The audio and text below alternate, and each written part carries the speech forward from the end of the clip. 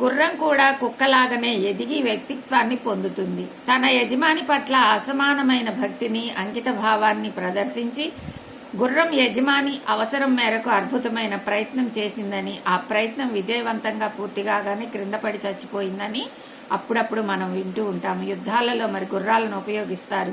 దూర ప్రయాణాలలో ఇప్పుడైతే మనం కార్లు, బండ్లు వేసుకొని తిరుగుతున్నాము. వెనకటి రోజుల్లో అయితే గుర్రాలనే మరి వాహనాలకు కూడా, బండ్లకు కూడా కట్టి దూర ప్రాంతాలకి మనం వెళ్ళేవాళ్ళం. అలాంటప్పుడు అంకిత భావాన్ని ప్రదర్శించి గుర్రం యజమాని అవసరం మేరకు అద్భుతమైన ప్రయత్నం చేస్తుంది. యజమానికి ఎటువంటి అవకాశం కావాలో, తను వేగంగా వెళ్లాల్సి వస్తే తను ప్రయాసపడి అతివేగంగా ప్రయాణించి యజమానిని అక్కడ తను ఎక్కడికి చేరాలో గమ్యస్థానానికి చేర్చటం. మరి యుద్ధం చేసేటప్పుడు కూడా మరి ఆ యజమానికి మరి విజయం సాధించేలాగా విజయం వైపుకు తను పయనించటం జరుగుతుందన్నమాట. అట్లాంటప్పుడు ఆ విజయాన్ని పొందిన తర్వాతే అది తన ప్రాణాలను వదులుతుంది తప్ప తన ప్రాణాలు సైతం లెక్క చేయకుండా యజమానికి ఎంతో తోడ్పడుతుంది. ఒక కుక్క కానీ, ఒక గుర్రం కానీ భక్తితో, త్యాగ నిరతితో మానవ జన్మలోకి అడుగుపెట్టినప్పుడు పిల్లి కూడా మనిషిని అర్థం చేసుకొని ఒక ఉన్నతమైన జన్మ పొందవచ్చు. అట్లాగా మనిషి ద్వారా మనిషితో ప్రేమతత్వాన్ని పంచుకొని ఉన్నప్పుడు అవి మళ్ళీ ఉన్నతమైన జన్మగా జన్మించవచ్చు. పూర్వం తాత్వికులు చెప్తూ ఉండేవారు, అంకిత భావంతో పురోగమించే హక్కును కుక్క, గుర్రం సంపాదించుకుంటాయి అని. పిల్లి మాత్రం హేతువుకు తొలికిరణమైన జిత్తుల మారితనం ద్వారా సంపాదించుకుంటుందని చెప్తారనమాట. మరి గుర్రమను కుక్క అయితే మరి అంకిత భావంతో, ప్రేమతత్వంతో మళ్ళీ మానవ జన్మను సంపాదించుకుంటే, పిల్లి అయితే జిత్తులతనంతో సంపాదించుకుంటుంది అని చెప్పి. ఎందుకంటే పిల్లి ఎలుకలను కాచుకొని మరి దానికి చంపే గుణం ఎక్కువ, ప్రేమతత్వం తక్కువ. ఎలుక కనపడింది అనుకోండి, వెంటనే దాన్ని ఏదో ఒక విధంగా మాయ చేసి, మారేడుగాయ చేసి దాన్ని చంపి తినేయాలని ఆ స్వభావం ఉంటుంది. కాబట్టి అది జిత్తులు మారితనంతో మానవ జన్మ తీసుకుంటానికి ప్రయత్నిస్తుంది.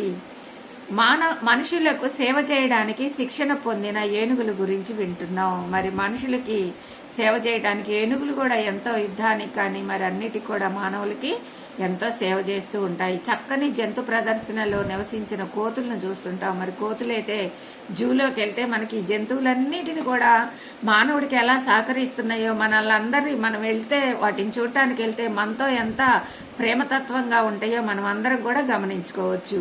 ఈ విధంగా వాటి అర్హతను సంపాదిస్తాయి. కోతులు చూడండి, కొన్ని చక్కగా మన దగ్గరకు వచ్చి మన చేతిలో ఉన్న ఏదన్నా అరటిపండు ఇస్తే చక్కగా తీసుకుని వెళ్తుంది. మనకేమైనా హాని చేస్తుందా? ఏమి చేయదు. అది తీసుకొని వెళ్ళిపోయి దూరంగా వెళ్ళి కూర్చొని తింటుంది. అవి మసులుతున్న పరిసరాలలో భయం అనేది ఉండదు కాబట్టి అవి ఒక పరిమితిలో మనిషిని అర్థం చేసుకుంటాయి. జూలో ఎప్పుడు కూడా వాళ్ళు కాపలాదారులు ఉంటారు కాబట్టి మన వల్ల వాటికి ఎటువంటి హాని జరగదు. అలాగే వాటి వల్ల మనకు కూడా ఎటువంటి హాని జరగకుండా ఆ కాపలాదారులే వాళ్ళని కాపాడుతుంటారు. కాబట్టి మనిషిలో ఉన్న ప్రేమతత్వాన్ని త్వరగా అవి గ్రహిస్తాయి అన్నమాట. ఎందుకంటే మనం వెళ్ళి వాటికి ఏదన్నా ఆహారం అందిస్తూ ఉంటాం కాబట్టి, ప్రేమగా వాటిని పిలుస్తూ దగ్గరకు తీసుకుంటాం కాబట్టి ఆ ప్రేమతత్వాన్ని అవి అర్థం చేసుకుంటాయి అన్నమాట. తమ బుద్ధిని ఉపయోగించి పెంపుడు జంతువులుగానో, ఇంటి పశువులుగానో పుట్టకుండానే నేరుగా మానవ జన్మకు వచ్చిన జీవులు ప్రపంచంలోని అతి నిమ్న స్థాయి మానవులుగా జన్మిస్తాయి. ఇవేవి జూలోకి వెళ్లకుండా, ఎక్కడ వెళ్లకుండా, మానవుల దగ్గర మచ్చిక కాకుండా కొన్ని జంతువులు అటంతట అవే చనిపోయి మళ్ళీ అవి జన్మించినప్పుడు అవి నిమ్న స్థాయిలో మానవులుగా జన్మిస్తాయి. వాళ్ళే మూలాధార స్థితిలో ఎక్కువగా ఉంటారు. అంటే వాళ్ళు ఎవరితో ప్రేమతత్వం చూపించరు. వాళ్ళంతా ఒక వేరియేషన్గా తక్కువ స్థాయిలో ఉంటారు. మరో విధంగా చెప్పాలి అంటే గొప్పగా పరిణితి చెందిన కుక్కల సమిష్టి ఆత్మల తొలి మానవ జన్మ తీసుకునేటప్పుడు అతి తక్కువ స్థాయి మానవ జన్మను దాటుకొని కొంత పరిణితి చెందిన మానవ జన్మలోకి నేరుగా వెళ్తాయి. మరి కుక్కలు, మరి గుర్రాలు ఇవైతే కొద్దిగా పరిణితి తీసుకొని, అనుభవాన్ని మంచిగా తీసుకొని, ప్రేమతత్వాన్ని అర్థం చేసుకొని కొద్దిగా మానవ జన్మల్లోకి నేరుగా వెళ్ళిపోతాయి. అంటే తరతరాలుగా మానవ జాతికి సేవ చేస్తున్న తెగలో సభ్యులుగా ఉంటాయి. అంటే సైనికులుగానో లేదా స్వామి వారికి సేవ చేస్తున్న భక్తులుగానో అట్లాగా సేవతత్వం ఎక్కడైతే ఉంటుందో, సేవాభావం ఎక్కడైతే ఉంటుందో అలాంటి దగ్గర వీళ్ళు ఎక్కువగా జన్మ తీసుకుంటారు. ఇలాంటి కుక్కలు ఎక్కువగా మానవ జన్మ తీసుకొని సేవాభావంతో సేవలు ఎక్కువగా ఎవరైతే చేస్తుంటారో వాళ్ళ గర్భాలలో వీళ్ళు జన్మ తీసుకుంటారని చెప్పడం అవుతుందన్నమాట. జంతు జన్మల కంటే ఎంతో భిన్నంగా ఉండే తొలి మానవ జన్మలోకి వెళ్లబోయే ముందు శరీరంలోనే ఉండి మానవుడి విశిష్ట లక్షణాలతో ఉండే ఒక జంతువు గురించి చెప్పాలి. జంతు జన్మల కన్నా భిన్నంగా ఉండే ఒక తొలి మానవ జన్మలోకి వెళ్ళిపోయే ఆ శరీరంలో ఉండే మానవుడి విశిష్ట లక్షణాలతో ఉండే ఒక జంతువు గురించి నీకు చెప్పాలి అని చెప్తున్నారు. జంతు జన్మల నుండి మనిషి జన్మలోకి బదిలీ అయ్యే సమయం వచ్చినప్పుడు జరుగుతుంది. భయం అంతా పోయి జంతువులలోని ప్రేమతత్వం తగినంతగా ఎదిగినప్పుడు ఒక సమిష్టి ఆత్మ 2 కుక్కలుగా జన్మ తీసుకుంటుందని అనుకుందాము. వాటిల్లో ఒక కుక్క అంటే సమిష్టి ఆత్మలో సగభాగం సహజ మరణం పొందింది అనుకుందాం. ఇంకో మిగిలిన 2వ కుక్క బ్రతికే ఉంది. దానికి ఇంకా నేర్చుకోవలసిన పాఠాలు ఏమీ లేవు.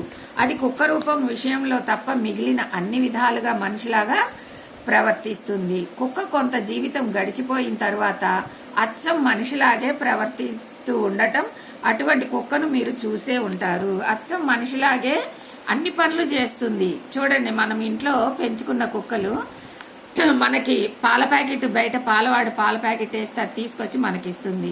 ఒక బంతి ఇసిరేస్తే మళ్ళీ అది తీసుకొచ్చి మనకిస్తుంది. మనం ఏదన్నా ఒక ప్యాకెట్ ఇసిరేస్తే అది మళ్ళీ మనకి తెచ్చి ఇస్తుంది. అంటే మానవుడితో సమానంగా మనకి సమానమైన పనులు మానవుడి మాదిరిగానే మానవుడికి సహాయపడుతూ అట్లా పనులు చేస్తూ ఉంటుంది.